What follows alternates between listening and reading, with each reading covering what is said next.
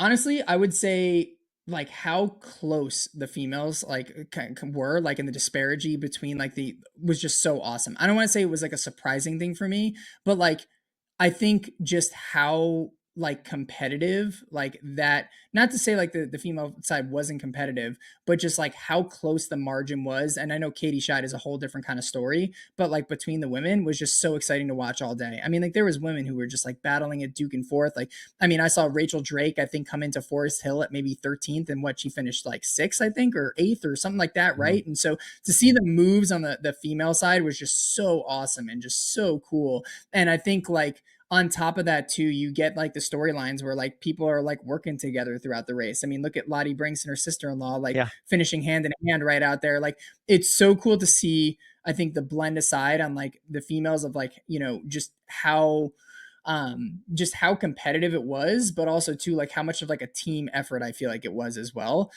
So I guess like the top 10 podium or the top 10 in the podium were pretty much well, besides second place. I mean, like she just ran like an incredible race, and her post race interview is like the greatest post race interview I think I've ever seen. Like, definitely check it out. Like, she's just so stoked and so excited.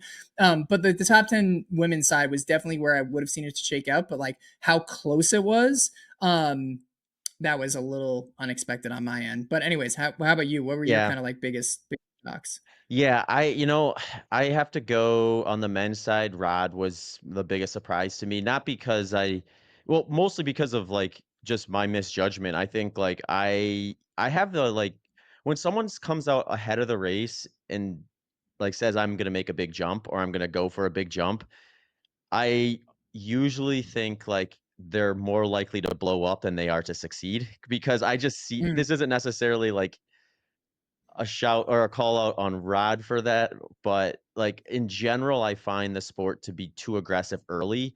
So, when someone says, "Hey, I'm just gonna really go for it," I often mhm, think, like, "Okay, really go for it on top of what is probably already aggressive on average is likely gonna be too much."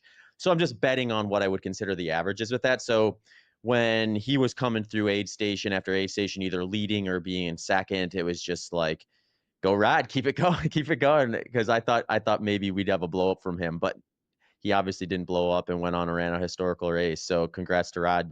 That was my biggest surprise. I will no longer be surprised by anything Rod does, by the way. So he's lost every opportunity of ever surprising